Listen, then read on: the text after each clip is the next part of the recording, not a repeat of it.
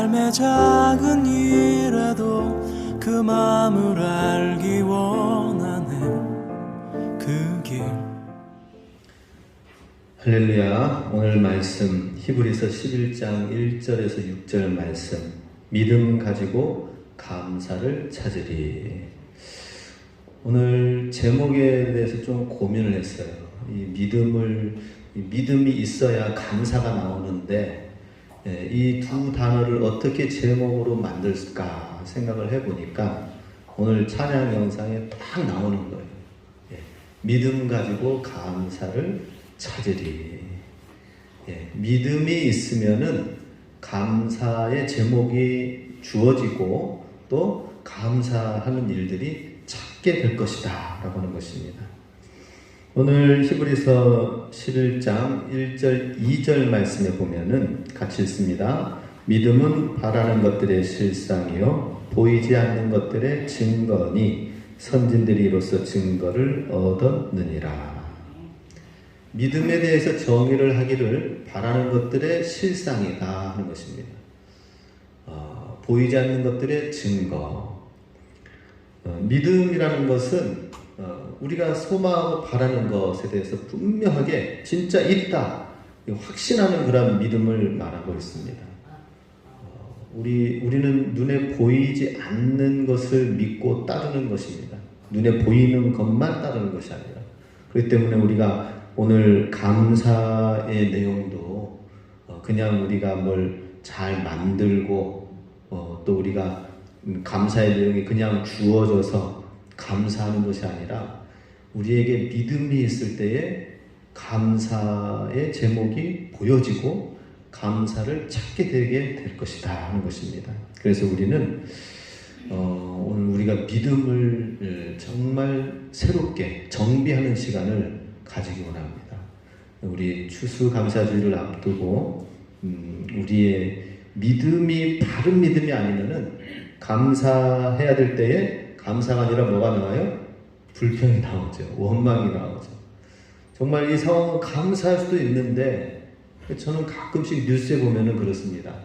아니 저렇게 잘 살고 저렇게 좋은 집안과 위치에 있으면 감사하면서 그냥 행복하게 살면 되는데 왜 저런 사건 사고가 저렇게 일어나는가?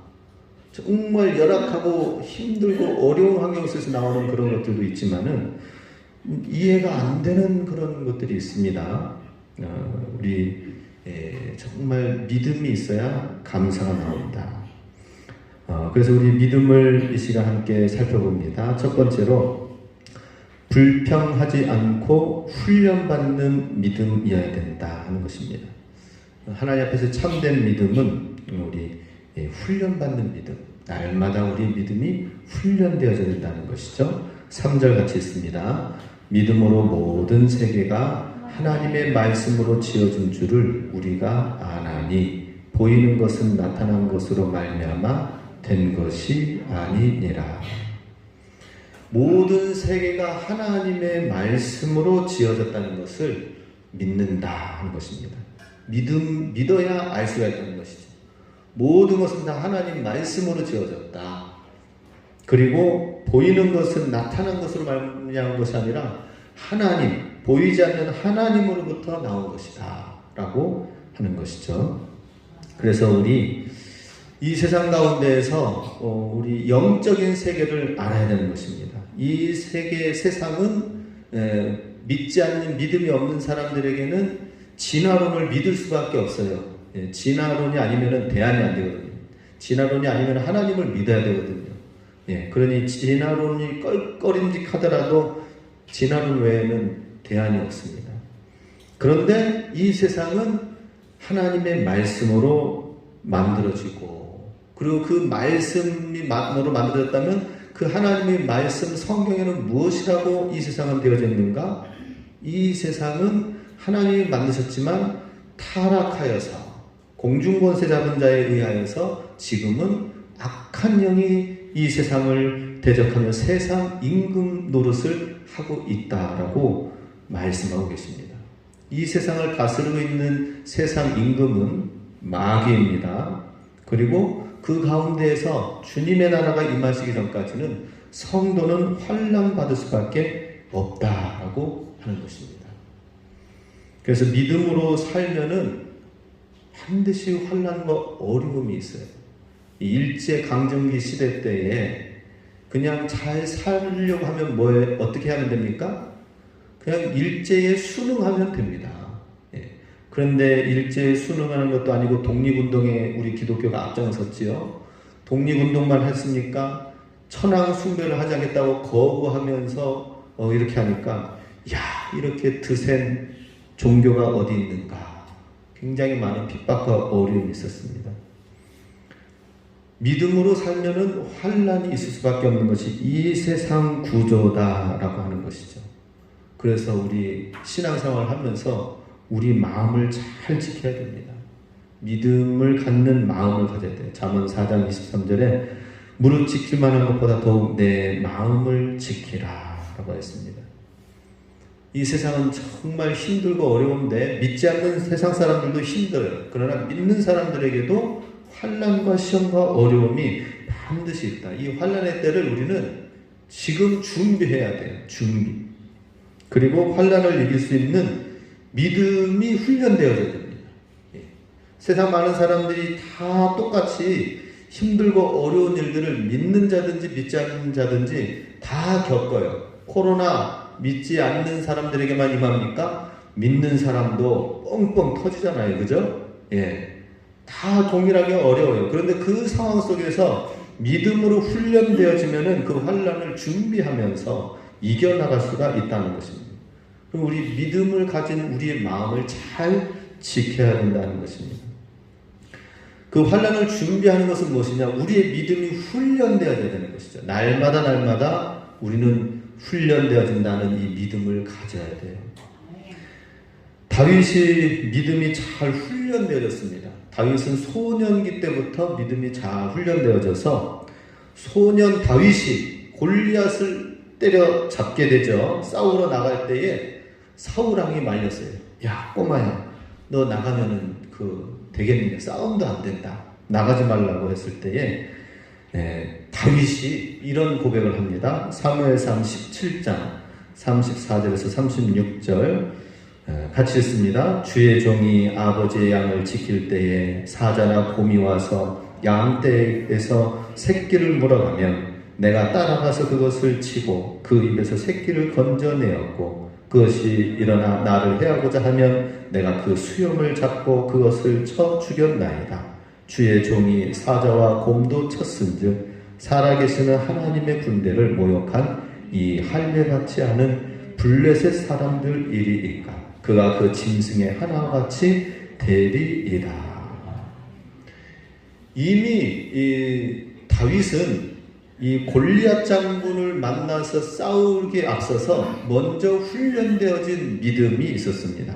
그것은 바로 짐승들 가운데에서 양을 지킬 때에 사자와 곰과 싸우면서 목동하면서 그냥 목동을 한 게 아니에요. 그가 그냥 양치기, 나는 왜 양치기 수준밖에 안 되지? 목동으로 내 삶의 인생은 어떻게 되는 것인가 한탄하면서 슬퍼하면서 미래를 내다본 것이 아닙니다. 그것을 하면서 훈련되어지고 준비되어졌다는 것이죠. 그리고 골리앗 장군이 났을 때에 만군의 여호와의 이름으로 내가 나가노라 라고 하였습니다. 그리고 오늘 읽었던 이 말씀 사무엘상 17장 말씀의 고백대로 살아계시는 하나님의 군대를 모욕한 이 할례받지 않은 블레셋 사람들에게 이들은 짐승의 하나와 같다 하면서 나아가는 거예요. 똑같이 내가 사자도 곰도 이기고 늑대도 이겼는데 동일하게 아무런 문제가 되지 않는다는 것입니다. 살아계신 하나님이 함께 하셨기 때문이다 하는 것이죠. 다윗은 믿음으로 그 살아가는 모든 젊은 날의 소년의 시기에 훈련되어지고 준비가 되어졌다 하는 것입니다. 우리도 훈련되어져야 됩니다. 우리 신앙생활의 연수가 나는 이만큼 몇십 년 했습니다. 이거 연수 자랑할 것이 아니라 우리가 하나님 안에서 정말 잘 훈련되어진 우리의 모습으로 주님과 참 동행하면서 하나님의 귀한 역사를 이루어 나가는 삶이 진짜 그게 다른 사람들로부터 자랑이 되어질 수 있도록 해야 된다는 것이죠. 자, 우리가 훈련되어야 될 이유가 무엇입니까? 에베소서 6장 13절 같이 있습니다. 이는 악한 날에 너희가 능히 대적하고 모든 일을 행한 후에 서기 위함이라. 악한 날에 잘 대적하고 능히 싸워서 승리해서 전신갑주를 잘 취하고 훈련되어져서 모든 일을 잘 승리하고 이긴 다음에 주님 앞에 서기 위함이다 라고 말씀합니다. 그런데 많은 그리스도인들이, 교회 성도들이 믿음이 확실하지 않으니까, 훈련되어진 믿음이 아니니까 어떤 작은 일에도 픽픽 쓰러지는 경우들이 많이 있습니다. 그러면 안 되겠죠. 강해져야 됩니다. 전신갑주를 취하는 믿음, 훈련되어지는 믿음을 가져야 됩니다. 마귀의 목적이 무엇입니까? 믿는 그리스도인들을 넘어뜨리는 것입니다. 쓰러뜨리는 것입니다. 우리의 생각에서 예수님을 빼앗아가는 거예요. 신앙생활을 하긴 하되 예수님을 생각에서 뺏어버리는 거예요. 예수님 없이 그냥 살아가는 것입니다. 하나님 앞에서 항상 우리가 서 있는 훈련을 잘 감당해야 되는 것이죠. 마귀의 이 악한 날에 공격하는 이 모든 것에 능히 대적하고 승리할 수 있도록 힘을 길러야 된다는 것이죠. 이것이 없으면은 감사는 무엇입니까? 실패하고 넘어지고 깨지고 부서지는데 감사가 있을 수가 없죠. 잘 준비되어져서 대적하고 하나님 앞에, 예수님 앞에 승리의 모습으로 서야 된다는 것입니다. 예, 우리 어제 반가운 일인지 모르겠는데요. 예, 마당에서 돌아다니던 우리 고양이가 돌아왔어요. 예, 어제 21일 만에 돌아왔어요. 예, 추석 때 잠깐 집을 비우고 고향 갔다가 왔더니 2, 3일 사이에 없어져 버렸어요. 그 뒤로는 얘가 뭔 사고나 사건이 일어나는가 보다 했는데 어제 갑자기 막 어디 탄광에 갔다 왔는가 봐요. 머리에 막 시커멓고 배는 홀쭉 해가지고 예, 한 그릇 주면은 한 반 그릇 먹고 그 다음에는 더 따 먹었는데 2그릇을 먹었어요. 이야, 집 나가서 아주 고생했지요. 왜 그런가? 뭐 여러 가지 뭐 수컷이니까 돌아다녔다 이런 얘기도 있고 하는데, 근데 제가 생각해 보니까 얘보다 더 덩치 큰 게 저기 앞집에 있거든요. 옆에. 거기 희고 검은색 얼룩이가 있어요. 와서 이제 어떻게 온 걸 기어코 알고 3-4시간 간격으로 와가지고는 계속 괴롭히네. 와. 자기가 이렇게 이 주인님이 먹을 걸 따뜻한 이 편안한 자리, 교회 마당이 얼마나 좋습니까? 이걸 누리는 데 있어서 시샘한 것 같아요. 그래서 막 괴롭히는 거예요. 너 괴롭히고 쫓겨나가고 대신 우리 새끼들이 있는데 새끼들이 그 먹이 먹을 수 있도록 자리를 빼앗는 거예요. 그래서 제가 야, 얘가 이래서 나갔구나. 얘가 돌아오니까 계속 괴롭히는 거예요. 그래서 제가 생각을 했어요. 이거 계속 쫓아낼 수도 없는 일이고 저 상대방 애를. 그래서 이런 마음이 들었습니다. 얘가 그냥 막 덩치가 이렇게 커져가지고 슈퍼 고양이가 돼서 다 무찌르는 고양이가 되면은 염려 없을 텐데. 그런 생각이 드는 거예요. 예. 옆에 있어도 뭐 계속 지켜줄 수는 없잖아요. 그죠? 예. 문 열고 나가면은 주랭랑 치면서 아주 잘도 도망가요. 괴롭히는 고양이가. 그런 생각을 했어요. 우리 하나님도 마찬가지인 것 같아요. 마귀가 괴롭히고 마귀가 무너뜨리고 넘어지게 하고 하는데 우리가 믿음이 성장하지 않고 훈련되지 않으면 계속 공격당하는 것입니다. 사방에서 공격당해요. 내 안에서 공격당해요. 가정에서 공격당해요. 사람 만나는 일마다 하는 일마다 공격당합니다. 믿음이 없으면 공격당할 수밖에 없어요. 그래서 제가 생각했어요. 이야, 고양이를 하나님 보여주신 이유가 우리가 강하지 않은, 우리 성도님들이 강하게 훈련되어지지 않으면 엄청난 공격과 이 마지막 때의 세파와 환난 속에서 정말 믿음의 승리를 하고 하나님 앞에 서기가 쉽지 않겠다. 누가복음 21장 36절 같이 있습니다. 이러므로 너희는 장차 올 이 모든 일을 피하고 능히 인자 앞에 서도록 항상 기도하며 깨어 있으라 하시니라. 훈련받고 성장하도록 하기 위해서 하나님께서 또 예수님께서 하시는 말씀이 무엇입니까? 주님 앞에 설 수 있도록 항상 기도하고 깨어 있으라고 하는 거예요.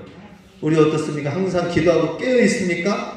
깨어 있어야 돼요. 내가 주님과 항상 동행해서 주님께 묻고 주님이 공급해 주시는 말씀과 지혜를 가지고 또 새로운 계획을 가지고 계속해서 나가야 돼요. 교회적으로 나가야 되고 또 정치하면 안 되죠. 우리 성도님들도 하는 일을 통하여서 어떻게 하나님 앞에 승리하며 영광 돌릴 것인가, 말씀 가운데서 말씀대로 살다가 이 모든 일들을 하나님의 축복 가운데서 하나님께 영광 돌릴 것인가.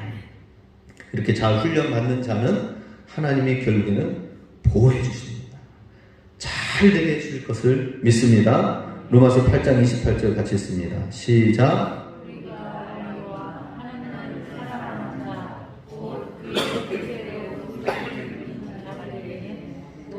모든 것이 합력하여 선을 이루느니라. 아멘. 하나님을 사랑하고 주 안에서 정말 준비되어지고 훈련되어진 사람은, 그 믿음은 모든 것이 합력하여 선을 이루게 되어 있다는 것입니다. 근데 저절로 그냥 되어지는 것이 아니라 바로 우리가 하나님 앞에서 훈련되어져야 된다는 것이죠. 오대산에서 목회하면서 정말 많은 합력하여 선을 이루는 것을 정말 많이 경험하였어요. 만약에 풍족해서 우리 교회가 모든 것이 다 풍족해가지고 그냥 하는 거 그냥 결제하고 그냥 추진하고 하면은 그럼 뭐 별로 염려 없이 그냥 뭐 기도도 그리 많이도 안 해도 될 것 같아요. 그냥 모든 게 풍족하고 잘 되어지고 부흥되어 있고 그러면은 저절로 그냥 하나님의 축복 가운데에서 이렇게 굴러가는가 보다 이렇게 될 수도 있을 것 같아요. 그런데 한 가지 생길 때마다 하나님 앞에 기도하면서 하나님의 합력하여 선을 이루는 모습을 보게 하시는 것을 보게 됩니다. 그리고 우리 이 교회가 이런 것처럼 우리 성도님들도 이와 같은 하나님의 놀라운 은혜의 비결, 합력하여 선을 이루는 것이 가정마다 이루어질 것을 주님께서 정말 축복해 주시기 원하시거든요. 이러한 합력하여 선을 이루기 위하여서 사도 바울은 고백을 합니다. 일체의 비결을 배우고 훈련되어져야 된다 하는 것이죠. 빌립보서 4장 11절 12절 같이 읽습니다. 내가 궁핍함으로 말하는 것이 아니니라 어떠한 형편에든지 나는 자족하기를 배웠노니 나는 비천에 처할 줄도 알고 풍부에 처할 줄도 알아. 모든 일 곧 배부름과 배고픔과 풍부와 궁핍에도 처할 줄 아는 일체의 비결을 배웠노라. 아멘. 힘들고 어려운 문제가 있고 부족하고 연약한 그때에 하나님 앞에서 잘 훈련되어야 됩니다. 내가 훈련받을 시기가 됐다라고 하는 이 상황 속에서 잘 훈련받으면은 하나님께서 나중에 부와 명예와 물질과 명성과 능력과 지혜와 솔로몬과 같은 모든 것을 주실 때에 오히려 많은 사람들이 부하고 높아질 때에 바로 사는 게 더 어렵습니다. 믿음으로 사는 게 더 어려워요. 예. 저는 그럴 것 같아요. 굉장히 막 풍족한 가운데 살면은 하나님을 정말 더 잘 믿을 수 있을까? 오히려 더 육신의 생각대로 살 경향들이 있을 것 같아요. 우리 본성이 다 그렇잖아요. 그죠? 예, 하나님 찾을 일이 별로 없을 것 같아요. 근데 지금 훈련되어져야 돼. 다윗처럼 훈련되어져야 돼. 다윗처럼 훈련이 잘 되어지면은 왕궁에 가서도 하나님의 말씀대로 살고 다윗의 귀한 역사를 이루게 되는 것입니다. 그래서 우리 하나님 앞에서 가난한 때에 잘 훈련받자. 힘들고 어려운 문제들이 있을 때에 훈련받는 믿음을 가져야 됩니다. 그러면은 하나님께서 모든 말씀을 다 지은 것이 말씀으로 되어진 것이 믿음으로 안다고 오늘 말씀 읽었죠. 예. 그러면은 모든 창조의 상황 속에서 하나님의 말씀과 섭리 속에 있다라는 사실을 알게 되는 것입니다. 훈련 받으면은 어떤 환경에서도 하나님의 말씀 안에서 해석이 되어지고 하나님의 섭리 안에 있다는 사실을 알게 되는 것입니다. 그러면 어떤 상황에서도 그 문제가 아직 이루어지지 않고 해결되어지지 않아도 감사를 주님께 올려드릴 수 있다는 것입니다. 오늘 찬양했던 것처럼 나는 믿음으로 감사를 찾으리라고 하였습니다. 이야, 그 가사가 제 마음에 딱 와닿았어요. 오늘 말씀은 그것입니다. 훈련되어져서 참된 믿음을 우리가 소유하면은 모든 환경 속에서 하나님 말씀으로 해석되어져서 감사를 우리가 찾게 될 것입니다. 그냥 감사가 주어지고 손에 떨어지면은 아유 감사합니다가 아니라 지금 감사할 상황이 아닌데 하나님 앞에서 믿음과 말씀으로 감사를 찾는 거예요. 찾는 믿음이 되시기 바랍니다. 이야, 이것도 하나님께서 내게 주시는 축복이다. 하나님의 놀라운 계획이 있다. 그러면서 감사하는 거예요. 감사를 찾으시기 바랍니다. 훈련된 믿음이 되시기 바랍니다. 두 번째로 하나님을 항상 섬기는 믿음이어야 된다 하는 것입니다. 4절 같이 있습니다. 믿음으로 아벨은 가인보다 더 나은 제사를 하나님께 드림으로 의로운 자라 하시는 증거를 얻었으니 하나님이 그 예물에 대하여 증언하시니라. 그가 죽었으나 그 믿음으로서 지금도 말하느니라. 아벨의 제사와 예배를 받으셨어요.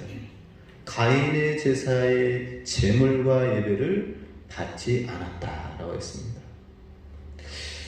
여기에서 어떤 차이가 있을까? 아벨의 제사, 아벨의 제물을 하나님이 받으셨다.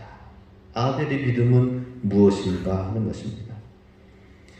하나님께 이렇게 드림으로 인하여서 의로운 자가 되었고 그의 믿음이 항상 증거하고 이야기하고 있다는 것입니다.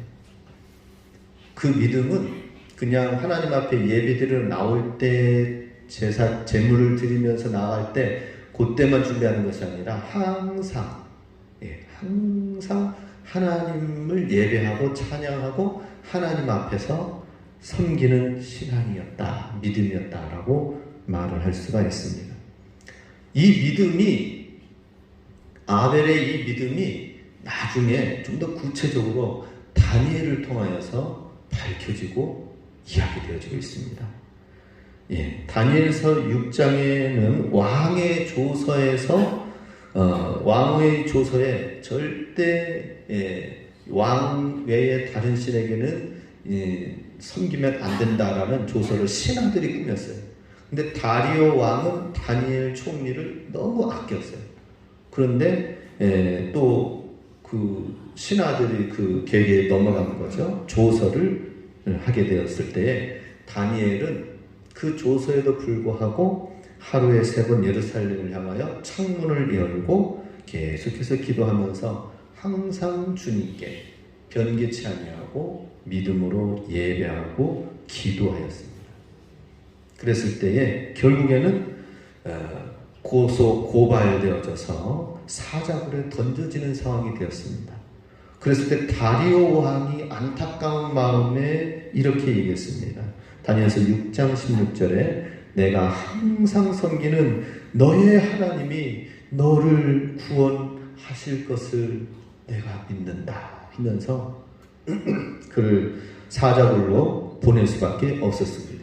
여기서 표현되어진 것이 무엇입니까? 항상 섬기는 너의 하나님이 너를 구원하시리라. 다니엘의 모습을 보니까 다리오 왕의 입장에서는 너무나도 지혜롭고 총명해요. 그리고 너무나도 사랑스러운 신하예요. 그를 아끼고 있어요. 근데 그에게는 바로 하나님을 항상 섬기는 모습이 있었던 것입니다. 그리고 하룻밤이 지나고 다음날 아침에 사자굴로 찾아간 다리오 왕은 다니엘에게 큰 소리로 살았는지 유무를 확인하고자 이렇게 외칩니다.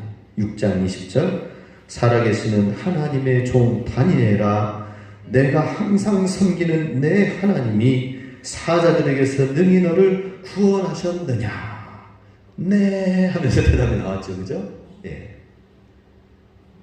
또 살았는지를 물었을 때에도 다리오 왕이 내가 항상 섬기는 내 하나님이 너를 구원하였느냐라고 나와 있습니다. 이런 모습을 볼 때 다니엘은 항상 하나님을 항상 섬기는 믿음이었다는 것입니다. 우리가 하나님을 믿고 섬기는 데 있어서 다 똑같이 가인도 아벨도 예배를 드리고 제사를 드려요. 다 똑같은 것 같은데 뭔가의 차이가 있어. 어디서 차이가 날까요? 하나님의 말씀을 똑같이 알아요. 믿음으로 하나님 앞에 나가야 된다. 하나님 말씀은 다 알지만 그 말씀대로 살지 않고 그 말씀을 진정으로 알고 영접하여서 그 말씀에 순종하면서 누리지 못하기 때문이다 하는 것입니다. 다윗도 고백을 하였습니다. 시편 16편 8절 같이 읽습니다. 내가 항상 여호와를 항상 내 앞에 모시며 그가 나의 오른쪽에 계심으로 내가 흔들리지 아니하리로다. 다윗도 고백을 했습니다. 항상 내 앞에 모시며 어떤 상황에서든지 항상 주님께 묻고 기도하고 항상 하나님 앞에 예배자로 기도자로 섰다라고 하는 것입니다. 그래서 우리는 어떤 상황에서든지 하나님의 살아계심을 믿고 의지하고 기도해야 된다는 것이죠. 그런데 가끔씩 보면은 우리 성도님들 가운데에 믿음이 없는 모습들과 말과 행동과 생각하는 모습을 딱 보면은 하나님이 계신데 왜 저런 말을 할까? 이런 생각이 나와요. 그죠? 그렇잖아요. 아니 하나님을 믿고 하나님이 계신데 그 하나님을 믿으면 되는데 왜 저런 염려와 생각과 생각에 닫혀있고 억눌려 있고 염려하고 거기에만 머물러 있을까? 이런 안타까운 마음이 참 있을 때가 있어요. 그런데 우리는 어때야 된다고요? 항상 하나님 앞에서 기도하면서 생각할 줄 알아야 돼요. 하나님이 계시다면 하나님 앞에 서 있는 나의 모습. 계룡시의 어떤 목사님이 교회를 개척하기 위하여서 개척 자금이 이제 들어오고 그래서 건물 내에 있는 한 상가 건물에 세를 들어서 교회를 이제 개척하여 시작을 했습니다. 그런데 조금 지나고 나서 안 좋은 일이 생겼어요. 건축주가 부도가 나가지고 건물이 부도돼서 날아가게 됐습니다. 그러다 보니까는 이 상가에 있던 이 건물에 있던 교회가 전세금도 받지도 못하고 그냥 쫓겨나게 된 상황이 되었습니다. 그래서 정말 망연자실해 개척교회에 정말 성도도 얼마 되지도 않는 가운데 힘들고 어려운데 전세금도 받지도 못하고 쫓겨나게 되어지니까 이거 어떻게 해야 되는가? 망망하죠, 그죠? 아마 코로나 시기에 정말 교회들이 힘들어가지고 전세금도 내지 월세도 내지 못해서 문 닫는 교회들이 이번에 많이 생겼다고 합니다. 평소에도 교회가 주일학교 옛날에 엄청나게 많았죠. 오늘 우리 교회 주보에 보면은 우리 교회 학교 얼마나 많습니까, 그죠? 이야, 이렇게 막 가득 찼잖아요. 예. 그런데 이제 시골에 이제 이촌향도 현상으로 인해서 시골도 사람 젊은이들이 떠나가기도 했지만은 도시라는 거 잘 됩니까? 도시 교회 가보면은 대부분 연세 드신 성도님들이 대부분이고 젊은이들이 없는 거 요즘에 너무나도 안타깝죠. 이런 열악한 환경 속에 또 코로나까지 어려워지니까 얼마나 힘듭니까? 근데 이 개척교회 목사님 전세금도 없이 이제 길바닥에 쫓겨나게 됐어요. 근데 그때 성도들도 낙마하고 낙심한데 목사까지 낙심하면은 그냥 문 닫는 겁니다. 그죠? 근데 목회자가 하나님 앞에 기도하면 하나님이 살아계신 하나님을 만나게 하시고 보여주시는 거예요. 기도하면 됩니다. 할렐루야. 기도하면 되는 거예요. 이 목사님이 기도하니까 어떻게 이제 기도하면서 떠오르는 생각이 하나님이 주시는 생각이 무엇이냐면 성도 건물은 지금 없지만은 그러나 하나님은 여전히 계시고 또 성도들은 많지 않지만 그래도 성도님들은 계시니까 많지 않은 성도님들이 계시니까 다시 용기를 갖고 시작하는 마음으로 하자 해서 기도하면서 나아가는데 놀라운 일이 생겼어요. 낙심되어진 마음 가운데 있으면 아무것도 안 보입니다.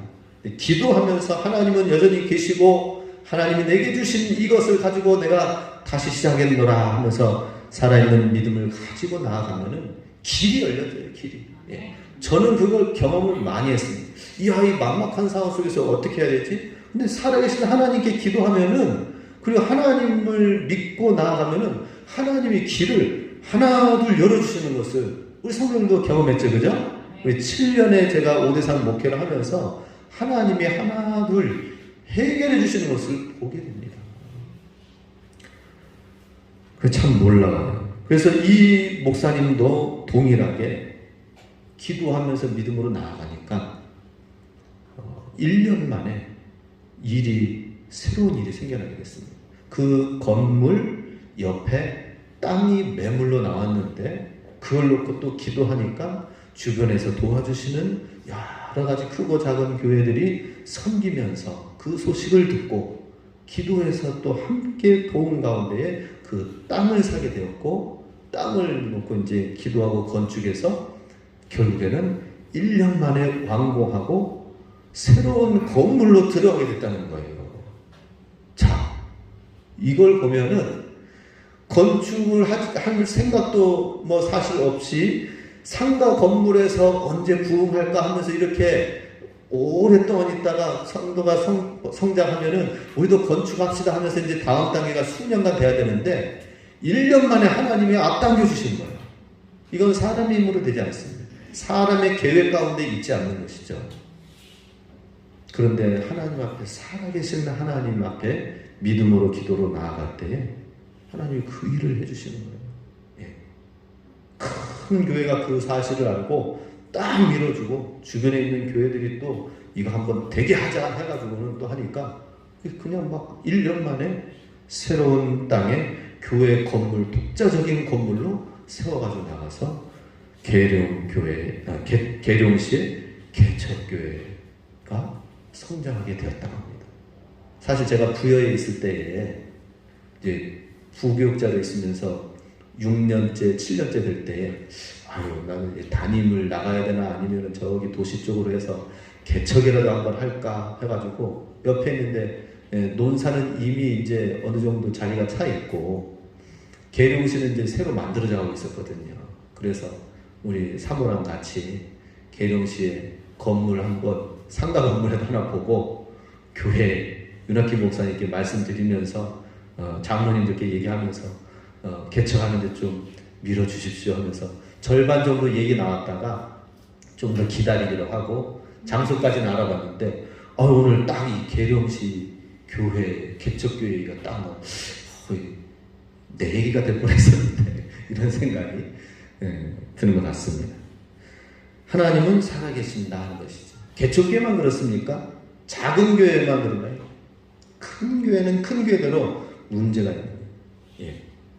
우리 잘 아시죠? 큰 교회가 없어도 우리 성남에 가다 보면은 선한 목자교회 큰 교회가 들어서 있어요. 근데 전에는 그 교회가 믿음의 집, 강남구 대치동에 믿음의 집을 경영했던 전가화 목사님이 경기도 쪽에 이제 기도원 놓고 열심히 해가지고 부흥 성장해서 그래가지고 교회 건물을 이제 옮긴 것이 바로 그 사실 믿음의 집 전가화 목사님이 세운 교회인데 중간에 문제가 생기면서 교회가 부도나 버린 거예요. 부도난 교회 건물을 의리의리하게 믿음의 전가화 목사님 아시죠? 그죠? 예.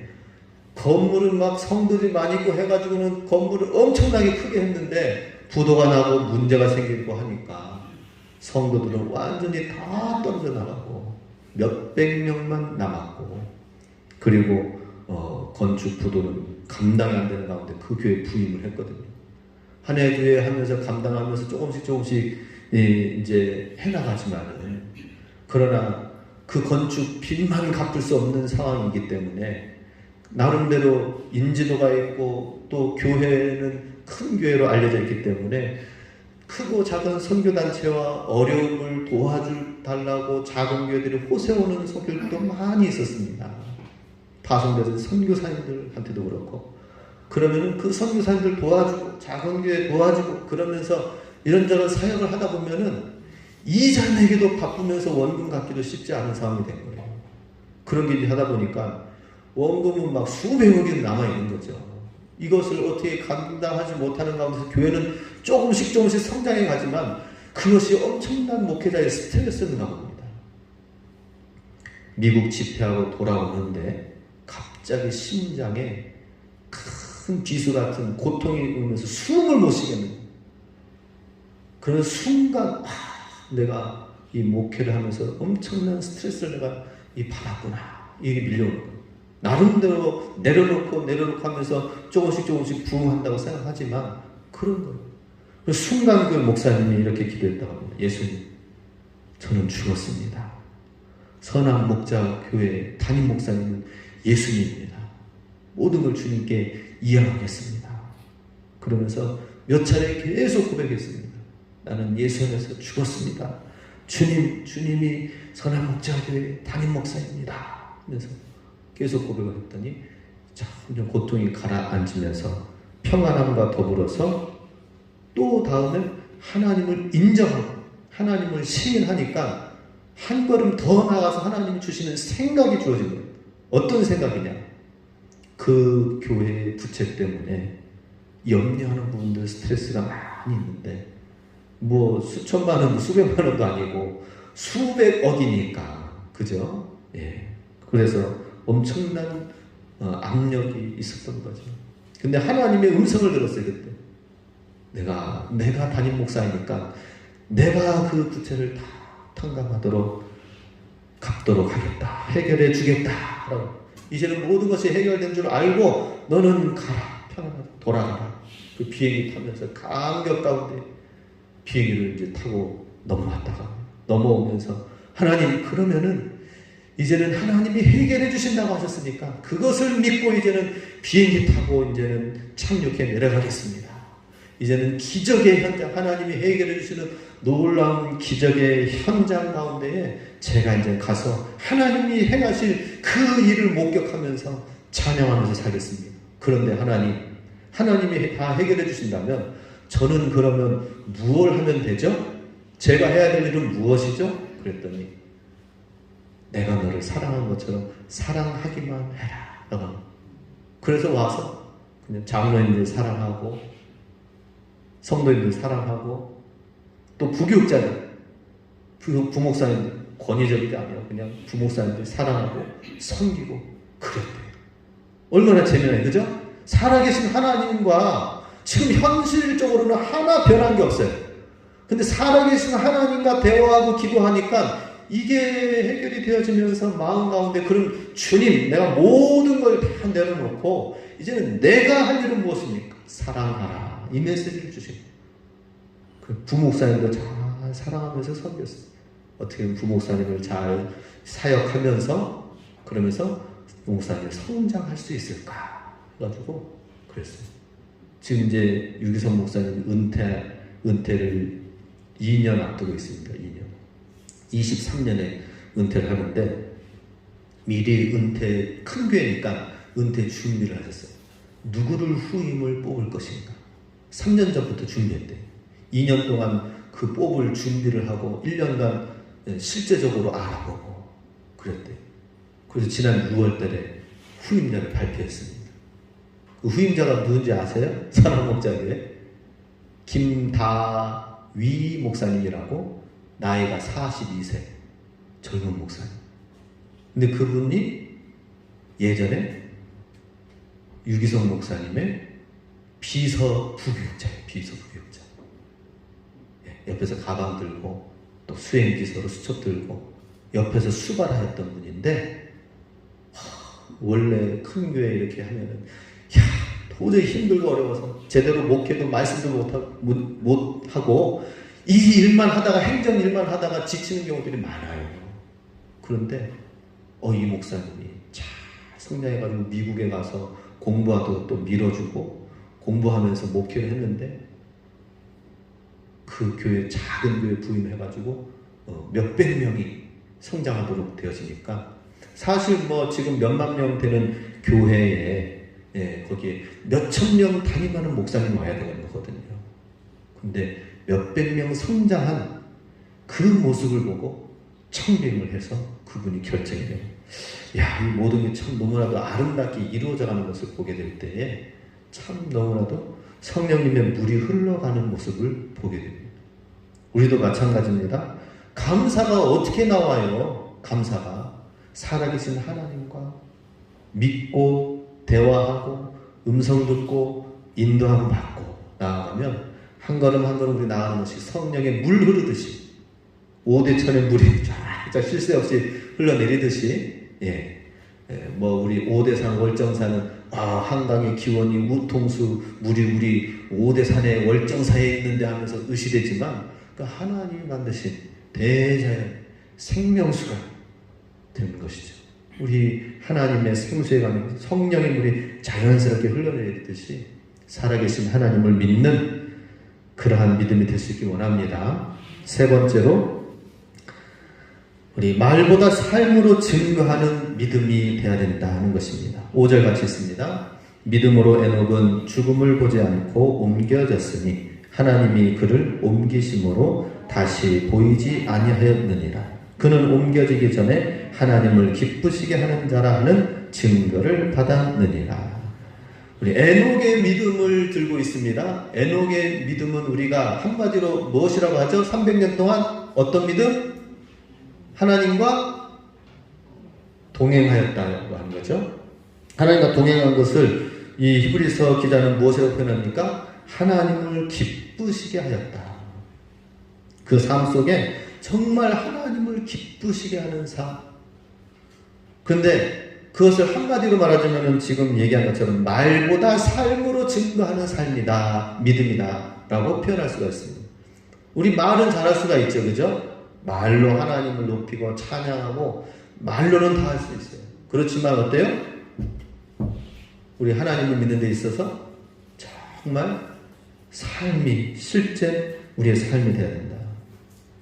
남아프리카 공화국에 제가 아는 선교사님들이 많이 계셔요. 근데 그 선교사님들의 공통적인 얘기는 뭐냐면 치안이 너무 불안하다는 거예요. 지금 이제 남아공에도 유학 보내는 자녀들이 많이 있습니다. 그 유학 보낸 자녀들은 기숙학교에서 어디 가지도 못하고 딱 갇혀가지고 그 안에만 있어야 돼요. 거기서 잘못 자유롭게 간다고 해가지고 잘못 나가서는 흑인들과 여러 가지 치안이 불안정해서 위험합니다. 기숙사 생활만 할 수밖에 없어요. 그런 목회가 어렵고 힘든 곳이 남아공입니다. 그런데 거기에서 목회하는 어떤 목사님이 나름대로 성장해가는 과정 속에 있는데 하나님이 이렇게 말씀을 하시더래요. 거리로 나가서 사람들의 발을 씻어주는 목회를 해라. 세족식 하는 것처럼 사람들의 발, 대야를 가지고 나서 사람들의 발을 씻으라.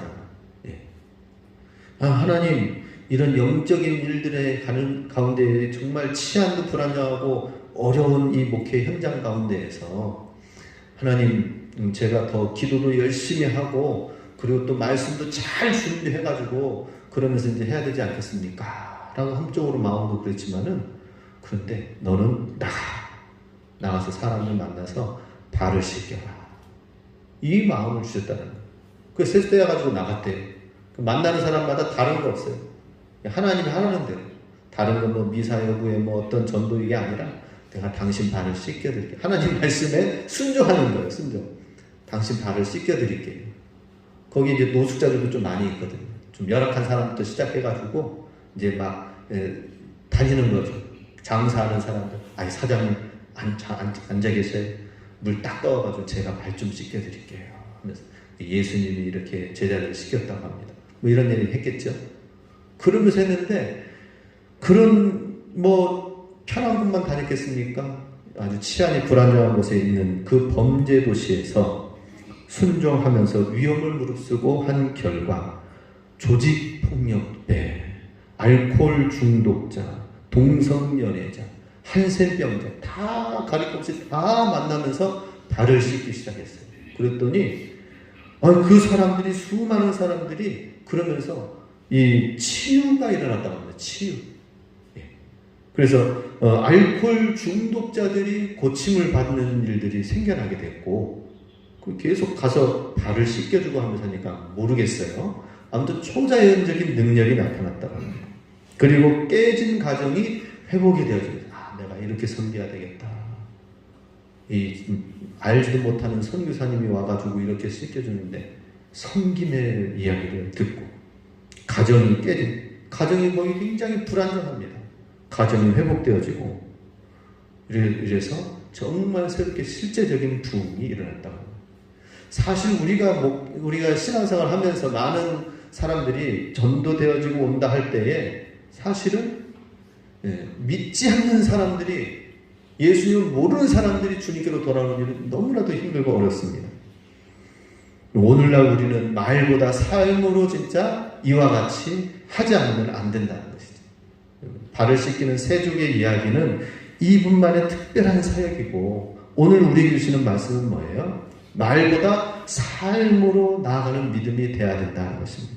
그러면은 놀라운 하나님 나라의 기적의 주인공이 될 것이다 하는 것입니다. 그렇게 되면은 우리 삶 속에 하나님의 놀라운 하나님 나라의 역사가 일어나게 될 것입니다. 거기에 감사가 일어나는 거예요. 감사가. 그렇죠? 아니 우리가 살면서 뭐 떡을 하나 더 먹으면 감사가 더 많이 나옵니까? 뭐 물질적인 게 더 많이 주어지면은 감사가 나는 그러면은 내가 더 감사하겠다. 그것도 상대적인 겁니다. 상대적인 거.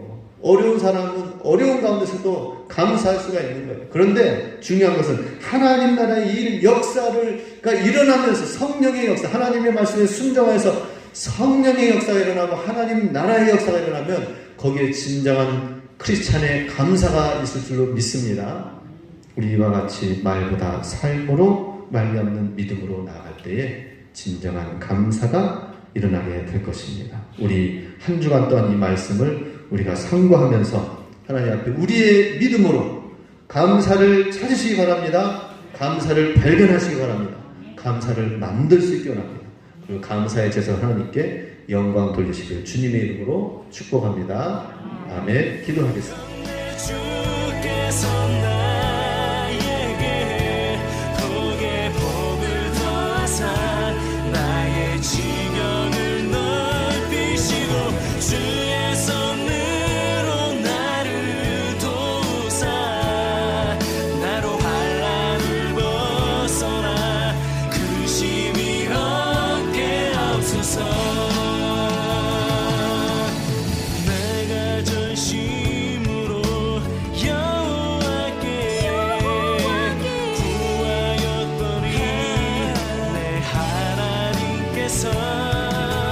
들으시고